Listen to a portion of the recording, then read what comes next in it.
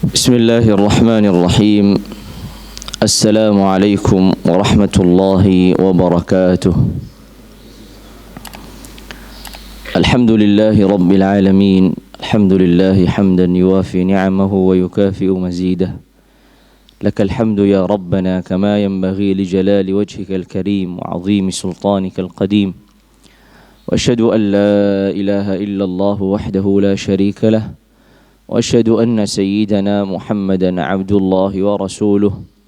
اللهم صل وسلم وبارك على عبدك ورسولك النبي الأمي سيدنا محمد وعلى آله وأزواجه وذريته وصحابته والتابعين ومن تبعهم بإحسان إلى يوم الدين. أما بعد، فاللهم بك أصبحنا وبك أمسينا وبك نحيا وبك نموت وإليك النشور.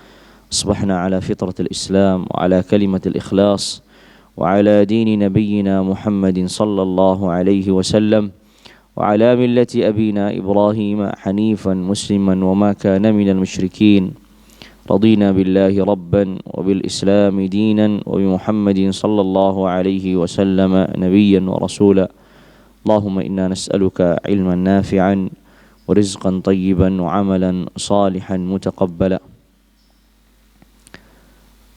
Hadirin sekalian yang dirahmati dan dimuliakan Allah Jalla wa'ala, alhamdulillah pada kesempatan pagi hari ini kita dipertemukan oleh Allah Jalla wa'ala dalam pertemuan iman dan Islam, dalam pertemuan taqwa dan ibadah, karena kita dipertemukan setelah selesai melaksanakan kewajiban kita sebagai hamba Allah Jalla wa'ala yang diperintahkan selalu untuk beribadah sampai datangnya kematian, sebagaimana Allah Jalla wa'ala berfirman, wa'bud rabbaka hatta ya'tiyakal yaqin. Setelah selesai melaksanakan salat subuh berjamaah, kemudian kita berzikir, lalu kemudian meniatkan diri kita untuk duduk di majlis ilmu di rumah Allah Jalla wa'ala. Semoga setiap aktivitas yang kita lakukan pada pagi hari ini membawa keberkahan dalam kehidupan kita di kemudian hari. Hadirin sekalian, jamaah salat subuh yang dirahmati dan dimuliakan Allah Jalla wa'ala, sesungguhnya manusia dalam menjalani kehidupannya menuju Allah Jalla wa'ala akan memiliki banyak kondisi dan keadaan yang sangat menentukan kelak kedudukan dan posisinya di akhirat. Kondisi dan keadaan yang dilaluinya dari pasang surutnya keimanan, bertambah berkurangnya keimanan, itulah yang kelak akan menentukan pula posisi dan kedudukan yang akan dimilikinya atau yang akan diberikan kepadanya di akhirat kelak. Kita sama-sama menyadari bahwasanya keimanan itu memiliki waktu-waktu di mana ia bertambah dan kondisi-kondisi di mana ia bertambah. Sebaliknya pula keimanan memiliki kondisi waktu di mana ia berkurang. Dan disinilah seorang hamba perlu mengetahui dan menyadari bagaimana caranya menambah keimanannya, ya, dan bagaimana menghindari hal-hal yang imannya menjadi turun. Tapi dengan kesadaran yang betul bahwasanya keimanan itu pasti naik dan pasti turun. Tidak ada keimanan yang stabil atau memiliki satu kondisi yang sama, sekalipun itu yang terjadi dalam hati manusia. Yang kita ketahui bahwasanya kita sama-sama memiliki satu keyakinan tentang apa yang Allah Azza wa Jalla telah tetapkan, apa yang Allah Azza wa Jalla telah takdirkan. Keyakinan yang dimiliki manusia ini tidak sama, padahal sama-sama yakinnya. Itu menunjukkan bahwasanya keyakinan itu juga memiliki tingkatan. Sehingga ada keyakinan yang berkurang walaupun tetap dikatakan yakin. Dan ada keyakinan yang bertambah dengan sebab-sebab yang membuatnya ia semakin yakin.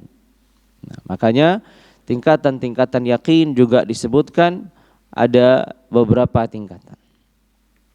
Pada kesempatan pagi hari ini kita sama-sama duduk di majlis ilmu. Semoga Allah Jalla wa'ala ya, dengan perantara majlis ilmu ya, dengan kita mengkaji ini salah satu sebab bertambahnya keimanan. Karena di antara sebab bertambahnya keimanan adalah ketika seorang hadir di majlis ilmu, mendapatkan pengetahuan, mendapatkan ilmu, lalu kemudian ia bisa melahirkan dan menghasilkan amalan. Disitulah tempat, disitulah sebab dan wasilah menjadi perantara bertambahnya amalan, lalu bertambahnya keimanan. Selain bertambahnya keyakinan terhadap apa yang Allah Azza wa Jalla telah tetapkan dan Allah Azza wa Jalla telah takdirkan, bertambah pula kemudian amalan-amalan yang telah disyariatkan oleh Allah Jalla wa Ala. Hal yang penting untuk diketahui bahwasanya dalam diri kita ada beberapa hal yang perlu diperhatikan untuk menghindari berkurangnya keimanan dan mendorong diri kita untuk terus menambah keimanan yang ada. Karena tanpa bekal ilmu maka kita akan susah untuk bergerak, untuk bersikap, untuk mengamalkan sesuatu. Bagaimana caranya menambah keimanan? Bagaimana caranya menghindari turunnya keimanan? Maka tentu turunnya keimanan ataupun bertambah keimanan itu tidak akan terlepas dari kondisi seorang hamba. Termasuk kondisi hatinya, termasuk kondisi pikirannya, termasuk kondisi ruhiyahnya, kondisi kejiwaannya. Begitu juga tentu kondisi lingkungan sekitarnya, kawan-kawannya, kerabatnya, orang-orang yang mengelilinginya, itu semua menjadi hal yang menentukan bertambahnya dan berkurangnya keimanan. Termasuk juga hal-hal yang menghalanginya untuk menambah keimanan dari musuh-musuh yang memang Allah telah takdirkan untuk menjadi lahan di mana ia berjuang untuk melawannya. Dari nafsu, dari syaitan, dari kawan-kawan dan lingkungan yang buruk, itu semua menjadi musuh-musuh yang Allah Azza wa Jalla telah tetapkan, di mana ia ditakdirkan untuk berjuang melawan itu semua. Apabila ia berhasil mengalahkannya, maka tentu keimanan itu akan datang dan bertambah. Namun apabila ia gagal untuk mengalahkannya, tentu yang ia akan rasakan adalah keimanan itu akan berkurang. Wal'iyadzubillah, terkadang keimanan itu benar-benar habis tuntas. Maka yang perlu kita sadari pertama adalah pengetahuan tentang ini semua. Pengetahuan bahwasanya iman itu naik dan turun. Pengetahuan bahwasanya yang menentukan naik bertambahnya keimanan dan berkurangnya keimanan itu adalah kondisi yang ada pada diri kita. Kondisi hati, kondisi pikiran, kondisi kejiwaan, kondisi ruhiyah. Lalu kemudian kondisi sekitar, lingkungan, kawan-kawan yang menentukan, kerabat, itu semua juga akan menentukan naik dan turunnya keimanan, berkurang dan bertambahnya keimanan. Maka yang perlu kita ketahui, keimanan itu kan kita sama-sama meyakini bahwasanya iman itu qaulun wa amal, ucapan, begitu juga perbuatan. Entah itu kaitannya ucapan lisan berkaitan dengan zikir, atau ucapan hati berkaitan dengan niat dan seterusnya, ataupun amalan jawarih, salat, siyam, zakat, sedekah dan seterusnya, ataupun amalan hati yang kaitannya seperti khasyah, khauf, raja, mahabbah, tawakal dan seterusnya. Dan ini semua bisa bertambah, bisa berkurang. Termasuk keyakinan seorang hamba terhadap apa-apa yang telah Allah Azza wa Jalla telah tetapkan. Nah, ini juga bisa bertambah, bisa berkurang. Sekali lagi, karena terkadang seorang meyakini bahwasanya keyakinan itu hanya satu tingkatan dan satu derajat. Tapi keyakinan itu ada tingkatan-tingkatan. Makanya keyakinan satu di antara kita dengan yang lain itu berbeda. Padahal sama-sama meyakini bahwasanya Allah itu ada, meyakini bahwasanya Allah itu mengawasinya, Allah itu melihatnya, Allah itu mendengarnya, Allah itu menyaksikannya, ya. Sama-sama yakini ada malaikat-malaikat yang ditugaskan untuk mencatat amalannya, sama meyakininya. Tapi hasilnya berbeda. Kenapa? Karena memang di awal keyakinan yang ada dalam hati itu yang berbeda. Walaupun sama-sama namanya yakin. Ya, sama-sama namanya meyakini, yakin di dalam hatinya ada. Tapi berbeda, itulah yang akan melahirkan amalan-amalan yang berbeda. Tentu di antara hal ya yang menentukan kondisi, dan ini yang paling utama adalah kondisi hati, kondisi pikiran. Tentu bagaimana caranya membuat hati kita terkondisikan dengan baik sehingga keimanan itu memiliki tempat. Karena disebutkan hati itu layaknya wi'a, seperti wadah di mana keimanan dituangkan di dalamnya. Karena gerakan, aktivitas, ketaatan jawarih yang bentuknya berkaitan dengan anggota tubuh itu yang menggerakkan adalah hati seseorang. Dan hati seseorang itu layaknya wadah, layaknya tempat di mana keimanan dituangkan di dalamnya. Ketika keimanan itu tidak memiliki wadah, maka anggota tubuh tidak akan bergerak untuk melakukan apapun dari ketaatan-ketaatan. Tapi ketika keimanan itu memiliki tempat dan wadah, diberikan ruang di dalam hati seseorang, disitulah ia akan menggerakkan keimanan ya yang terwujudkan dalam aktivitas-aktivitas kebaikan. Makanya hati ini wadah, dan wadah inilah yang perlu kita jaga. Karena keimanan memerlukan tempat yang suci, tempat yang layak, ya, tempat yang layak untuk dituangkan keimanan di dalamnya. Karena keimanan ini sebelum menjadi sesuatu yang ada di dalam diri seseorang, maka itu adalah cahaya yang Allah Azza wa Jalla berikan pada diri seseorang. Nurun yaqdhifuhullah fi qalbil insan. Cahaya yang Allah Azza wa Jalla pancarkan, yang Allah Azza wa Jalla berikan di dalam hati seseorang. Namun sebelum Allah Jalla wa Ala ya, memberikan dan menuangkan cahaya ini dalam hati seseorang, Allah Jalla wa Ala melihat ya, kelayakan hati seseorang. Makanya kita melihat terkadang aktivitas seseorang itu cukup baik, tapi ternyata Allah Azza wa Jalla tutup hayatnya, kehidupannya, khatimahnya dengan keburukan. Karena Allah Jalla wa Ala mengetahui bahwasanya memang hatinya tidak layak untuk dituangkan keimanan di dalamnya karena memiliki banyak problem dan masalah. Dan terkadang seseorang ya, memiliki banyak aktivitas yang buruk, aktivitas yang bentuknya negatif, kemaksiatan, jauh dari Allah Jalla wa Ala, tapi justru di akhir hayatnya Allah Azza wa Jalla tutup dengan kebaikan. Karena Allah Jalla wa Ala menyaksikan dan mengetahui kelayakan hati itu untuk diberikan keimanan di dalamnya. Maka sekali lagi keimanan yang ada pada diri seseorang hari ini, sedikit atau banyaknya, itu sebelumnya menjadi nurun yaqdhifuhullahu Azza wa Jalla fi qalbil insan. Cahaya yang Allah Azza wa Jalla pancarkan, yang Allah Azza wa Jalla tuangkan di dalam hati seseorang. Makanya pentingnya bagi kita untuk selalu membuat hati kita layak, membuat hati kita pantas, agar Allah Jalla wa'ala terus memancarkan keimanan dan menuangkan keimanan itu dalam hati kita masing-masing. Disinilah pentingnya kita untuk mengkondisikan hati, untuk mengkondisikan jiwa. Kembali lagi mengingatkan pada kajian-kajian yang lalu bahwasanya manusia itu tergabung pada dirinya ruh dan jasad. Tergabung pada dirinya ruh dan jasad. Ruh yang Allah Azza wa Jalla tiupkan ini makhlukun samawi, ya, makhluk samawi yang mana Allah Jalla wa Ala ciptakan ya, atau Allah Azza wa Jalla hembuskan, dan ini bagian dari makhluk yang dari atas, dari langit.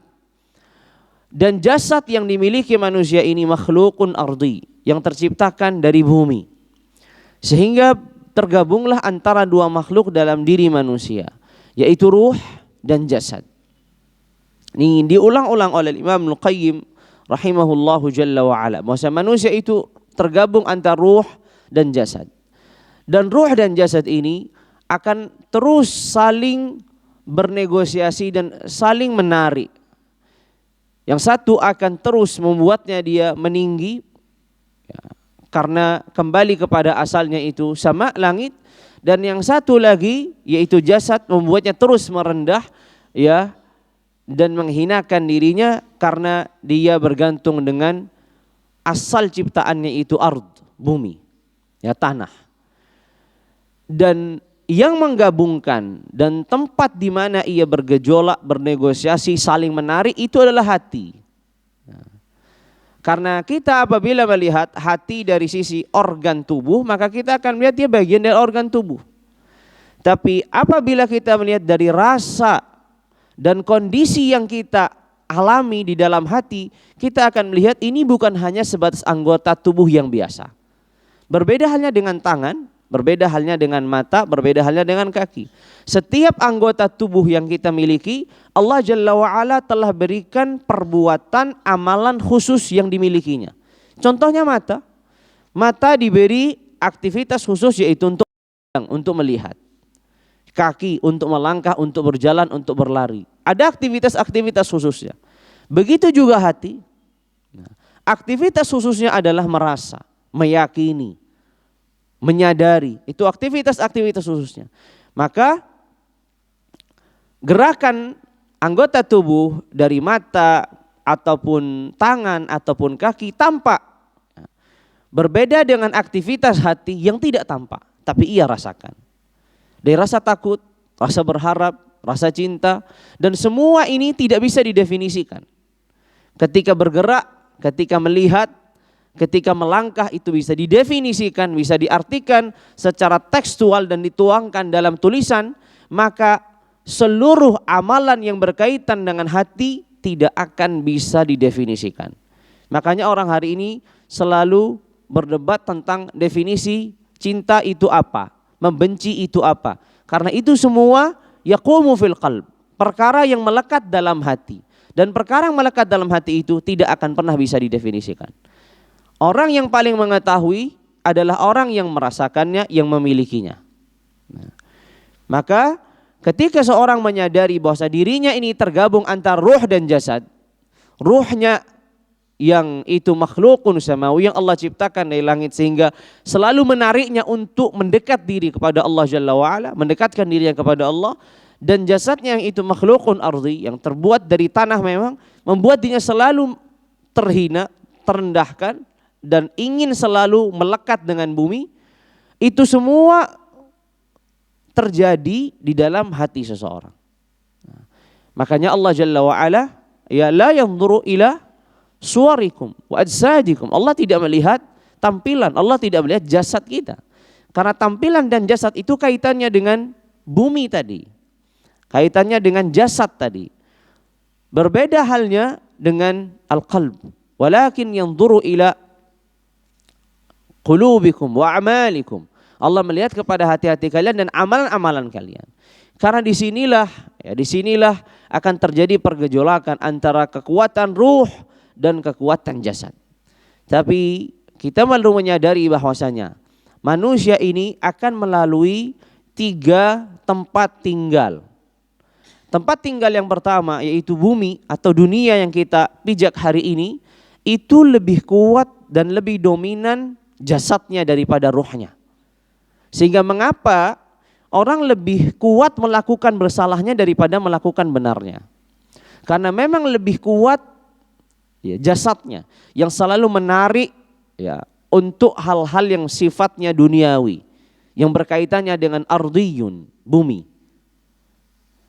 Lalu kemudian ada di mana ia melewati tempat tinggal yang kedua, yaitu adalah barzakh, alam kubur.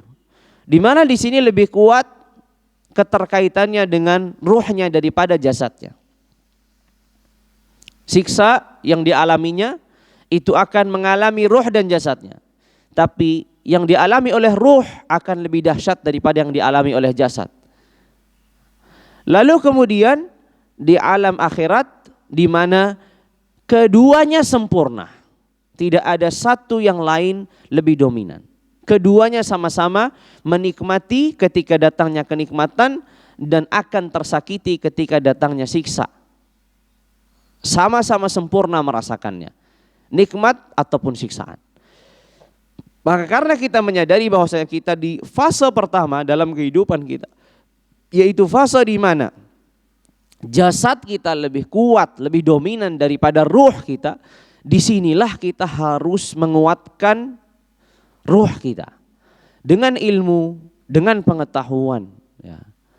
Dengan firman-firman Allah Jalla wa'ala, dengan sabda-sabda Rasulullah alaihi afdhalus salati wa atammus salam, itu semua akan menguatkan ruh. Kenapa? Karena firman Allah Jalla wa'ala adalah kalamuhu Jalla wa'ala. Firmannya adalah ucapan Allah dan itu datang dari langit. Sabda Rasulullah alaihi afdhalus salati wa atammus salam adalah bagian dari wahyu. Wa ma yantiqu 'anil hawa in huwa illa wahyun yuha. Itu juga datang dari langit. Hal-hal inilah yang akan menguatkan posisi ruh. Walaupun sekali lagi dalam kehidupannya dia akan sangat merasakan, seorang akan sangat merasakan jasadnya itu lebih dominan. Mudahnya, hari ini ketika kita tidur, lalu kemudian kita mimpi. Dalam mimpi kita melihat sesuatu atau melakukan aktivitas sesuatu yang lelah. Lari, lompat dan seterusnya. Biasanya kita terbangun juga dalam kondisi demikian.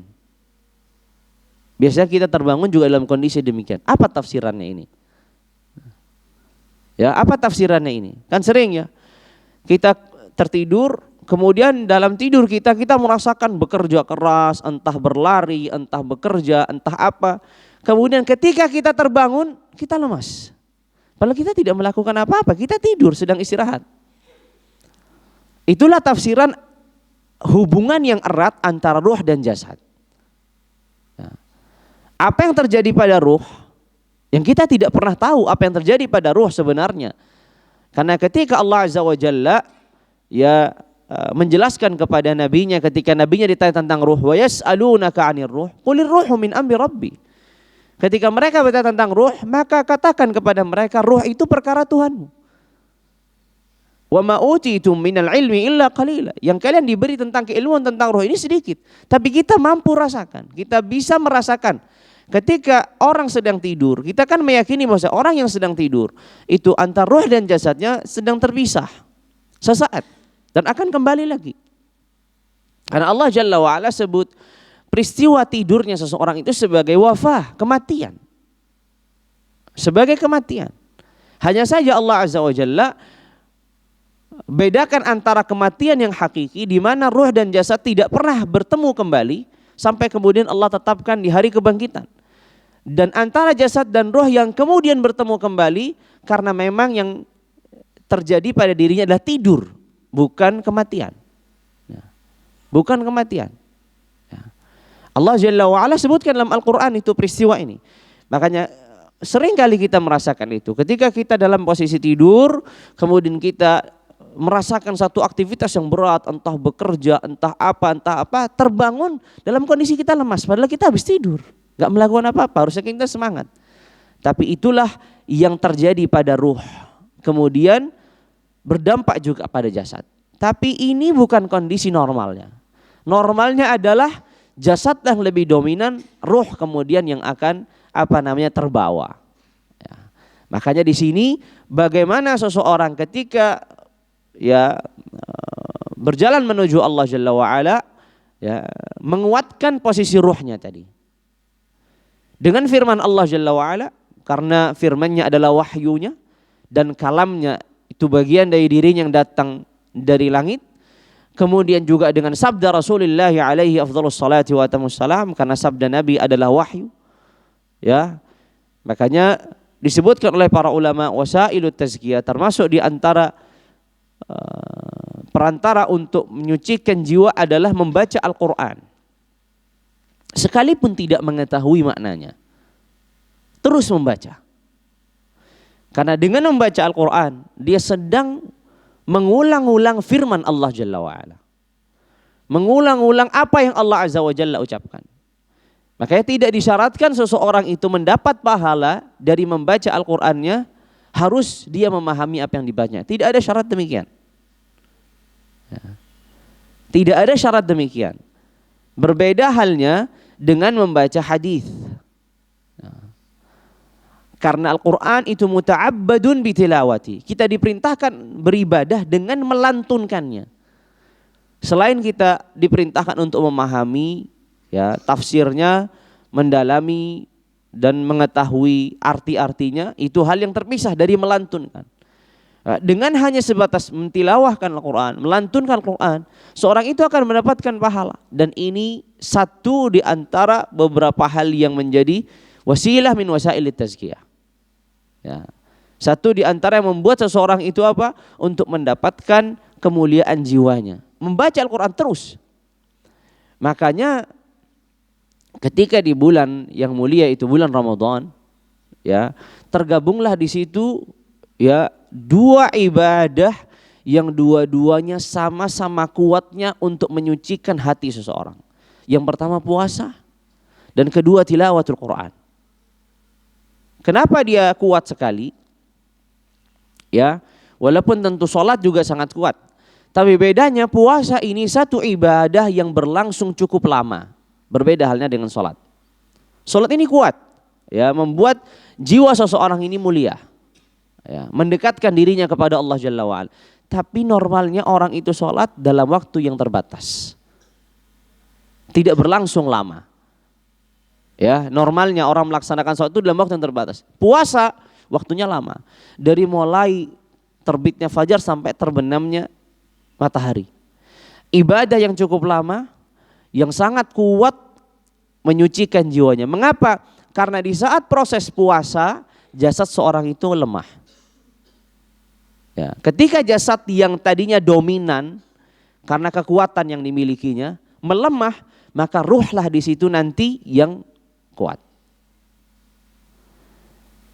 Makanya seluruh syahwat, seluruh pikiran buruk, seluruh yang terjadi pergejolakan dalam hati seseorang ketika itu diobati dengan puasa akan hilang. Ya. Dan disebutkan para ulama, hilangnya itu tidak hanya dilalui 1 kali 2 kali puasa, tapi dilanjutkan.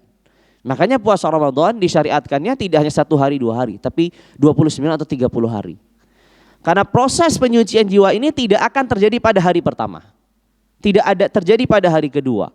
Tapi bisa jadi pada hari 10, hari 20, dan yang Allah Azza wa Jalla hadirkan, kemuliaan-kemuliaan Allah hadirkan di akhir. Karena proses penyucian jiwanya sudah hampir sempurna. Itu semua ketika ia menyadari bahwasanya ada pada dirinya 2 hal yang sangat menarik, satu yang lain ini saling menarik, ya, antara ruh dan jasadnya tadi. Makanya itu kaitannya dengan puasa. Lalu kemudian kaitannya ketika Ramadan misalkan dengan Al-Quran. Kita tahu bahwasanya Ramadan syahrul Quran. Orang banyak membaca Al-Quran di bulan Ramadan, berbeda halnya di luar bulan Ramadan. Dengan sendirinya. Ya, dengan sendirinya. Ya, subhanallah. Ada rasa keterkaitan. Tanpa harus dimotivasi, ada yang memanggilnya. Harus membuka Al-Quran dengan sendirinya. Berbeda di bulan-bulan yang lain. Bisa kita rasakan itu. Ketika Ramadan itu tiba, ada rasa kesadaran diri bahwasanya kita harus megang Al-Quran, kita harus membacanya. Ya. Dan itu kita rasakan hal yang berbeda ketika di luar bulan Ramadan. 2 faktor antara Syam dan Quran ini sama-sama keduanya memiliki kekuatan untuk menyucikan jiwa seseorang. Dan ketika jiwa seorang itu suci, sekali lagi, maka jasad yang tadinya dominan akan melemah, dan yang akan menguat adalah sisi ruhiyahnya. Dan itu akan dirasakan. Ya, itu yang akan dirasakan. Maka seluruh pikiran kotor, seluruh hal yang menodai hati, itu semua akan sirna dengan apa? Dengan wasailut tazkiyah tadi, dengan tilawatul Quran, dengan salat, dengan puasa dan seterusnya. Tentu di antara juga adalah pertaubatan. Tentu pertaubatan ini ya adalah satu karunia yang Allah Azza wa Jalla hadirkan bagi anak Adam, ya. Dan kita bersyukur terkadang dari satu peristiwa yang mungkin ya, peristiwa ini kalau kita melihat dari sisi negatifnya kita menyesal, yaitu peristiwa dikeluarkannya Adam dari surga. Kalau kita melihat dari sisi Adam yang sudah enak, yang sudah diberikan tempat yang sempurna di surga, ya, kenapa sampai ia melakukan satu kesalahan sehingga keluarlah dirinya dan istrinya dan seluruh keturunannya. Ya, itulah yang ditanyakan Musa alaihissalam di akhirat kelak kepada Adam.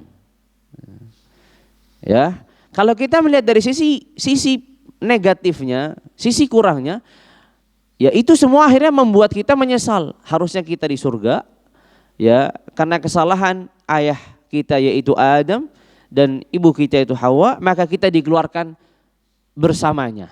Kan yang dikeluarkan bukan hanya Adam dan Hawa, tapi seluruh keturunannya. Tapi sisi lain, apabila kita melihat sisi positifnya adalah Adam ketika dikeluarkan dari surga itu membawa satu karunia yang Allah ajarkan pada dirinya, yaitu pertaubatan.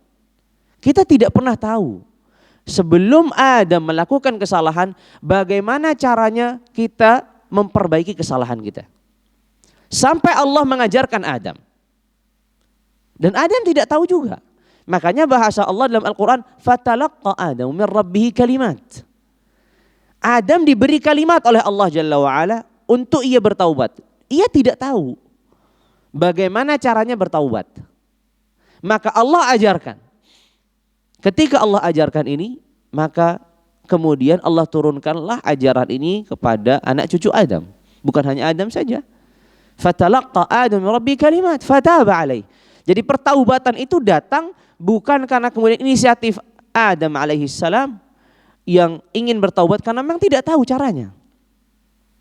Allah hadirkan. Maka sisi positifnya kemudian hari ini kita tahu bagaimana caranya kita bertaubat. Wa illa kita tidak pernah tahu. Padahal sebelumnya kita menyadari bahwasanya manusia itu diciptakan bersamaan dengan penciptaan itu diciptakan juga kesalahan yang akan menyelimutinya dan akan berkaitan dengan dirinya. Kita menyadari itu. Tapi kita tidak tahu bagaimana caranya kita membenahi kesalahan ini. Apalagi kalau itu huququllah, hak-hak Allah. Sampai Allah mengajarkan Adam dengan cara Allah menetapkan ia melakukan satu kesalahan, kemudian ia dikeluarkan dari surga, diturunkan ke bumi, lalu kemudian Allah ajarkan pertaubatan pada Adam, dan pertaubatan inilah kemudian yang diwariskan kepada anak cucunya, keturunannya.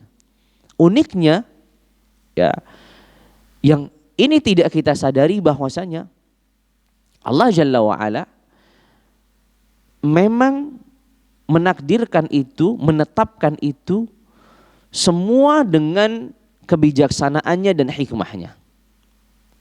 Kalau kita hanya melihat sisi ya negatifnya, kenapa kita capek-capek, kenapa kita harus lelah, letih, susah, payah hidup di dunia ini?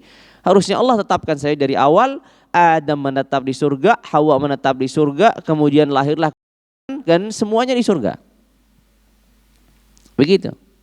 Allah Jalla wa'ala lebih mencintai hamba-hambanya yang melakukan kesalahan kemudian bertaubat daripada hamba-hambanya yang tidak pernah melakukan kesalahan sama sekali. Maka disebutkan dalam hadis Rasulullah alaihi afdhalus salati wa wassalam, andai kata kalian tidak melakukan dosa, maka Allah akan hadirkan orang-orang yang melakukan dosa kemudian bertaubat. Karena di situ pengagungan Allah lebih tampak daripada orang yang hidupnya normal-normal saja. Ya, pengagungan Allah lebih tampak dari seseorang yang melakukan kesalahan kemudian dia menangisi, menyesali, bertaubat, itu lebih tampak daripada orang yang hidupnya lurus-lurus saja. Dan ini bisa kita rasakan dalam keseharian kita. Anak yang berbakti, yang kehidupannya normal, tidak pernah melakukan kesalahan, biasa saja, berbeda dengan kondisi anak yang dimana ketika dia melakukan kesalahan yang besar, kemudian dia benar-benar meminta maaf, di situ pasti ada rasa haru yang dirasakan orang tua lebih daripada kondisi anak yang normal, aktivitasnya biasa tanpa salah. Itulah hikmah, itulah kebijaksanaan Allah yang terkadang tidak tergambarkan dalam pikiran kita. Allah Jalla wa'ala menginginkan dari kita pertaubatan. Tapi gimana caranya? Dengan dibuat kita melakukan kesalahan. Kan gak mungkin kita bertaubat dari sesuatu yang kita gak pernah melakukan. Kita gak pernah melakukan salah, untuk apa taubat? Kembali kepada Allah.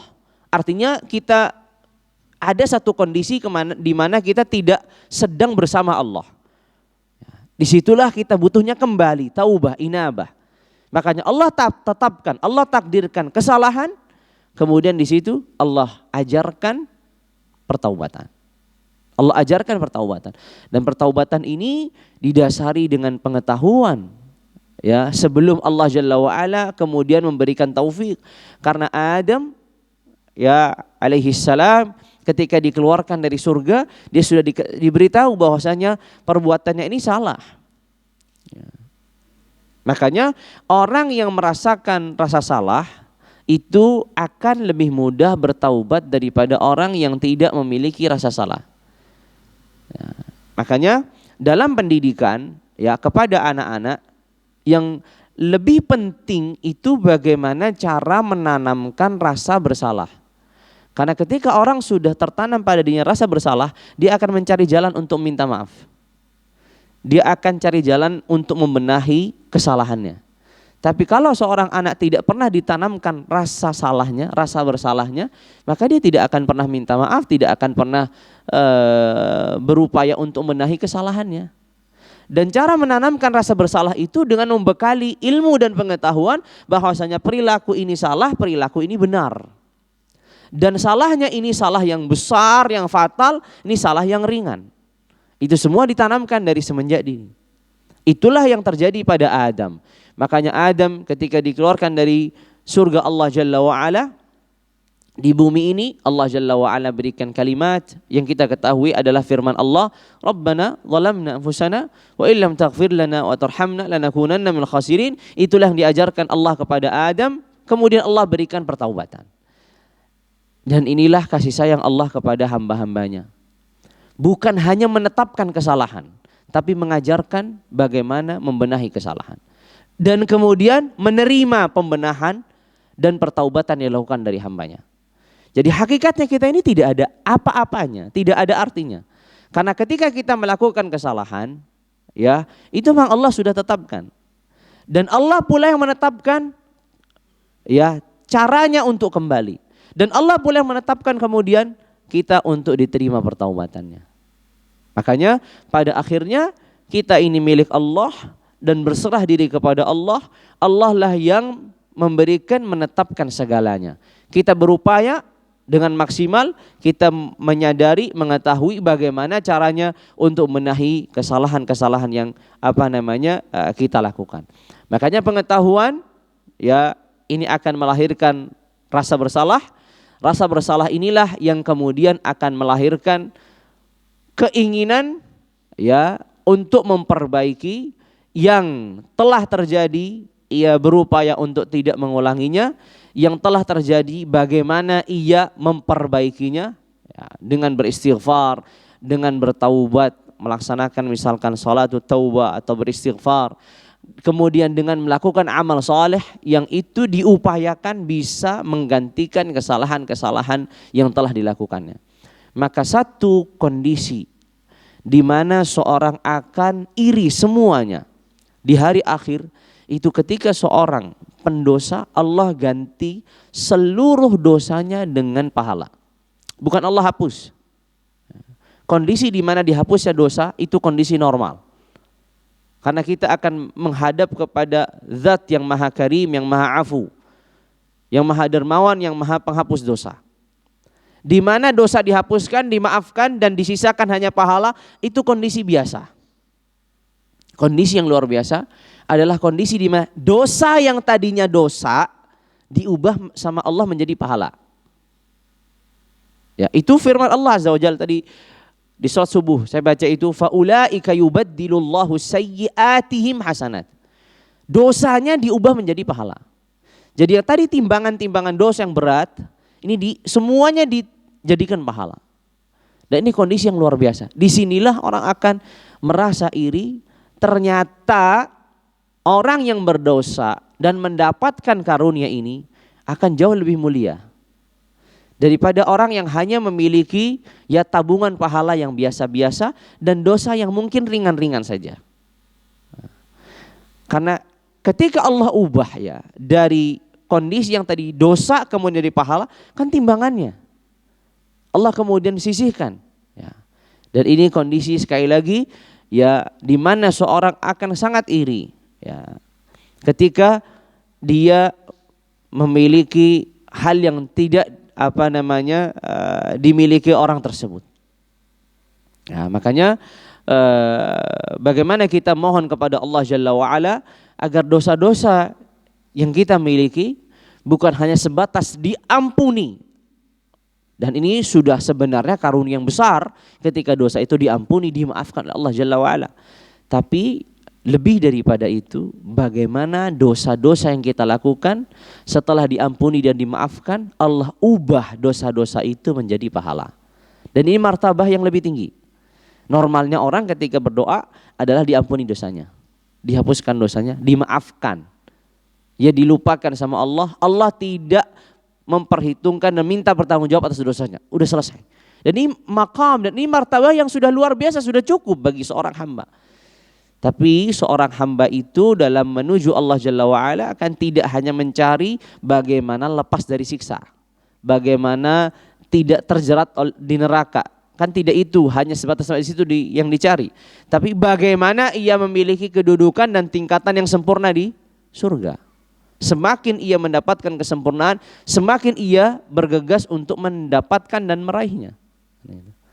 Makanya berdoa kepada Allah Jalla wa'ala agar setiap dosa yang kita lakukan Allah ampuni, dan setiap dosa yang telah diampuni diubahnya menjadi pahala. Ini tingkatan yang lebih. Ya terkadang ya kita sadarnya cuman ya sudah doa untuk diampuni selesai. Tapi firman Allah Jalla wa'ala ini, faulaika yubaddilullahu sayyi'atihim hasanat. Mereka adalah orang-orang yang Allah ubah dosa-dosanya menjadi pahala. Ini adalah kondisi yang luar biasa. Tentu tingkatannya tadi, orang yang tidak diampuni maka dibersihkan dulu di neraka. Orang yang diampuni bisa langsung masuk ke surga. Orang yang diubah dari dosa-dosa yang ada menjadi pahala. Ini maqam dan tingkatan yang luar biasa, hanya diberikan tentu orang-orang yang khusus. Ya. Namun semua itu akan ditentukan ya dengan apa yang kita perlihatkan di hadapan Allah dari usaha dan upaya yang maksimal yang bisa kita lakukan. Jamaah sekalian dirahmati dan dimuliakan Allah Jalla wa'ala, itulah mungkin beberapa hal yang bisa disampaikan pada kesempatan pagi hari ini. Semoga bisa menyadarkan pada diri kita tentang apa yang harus bisa kita lakukan, apa yang harus kita bisa laksanakan dan kita maksimalkan.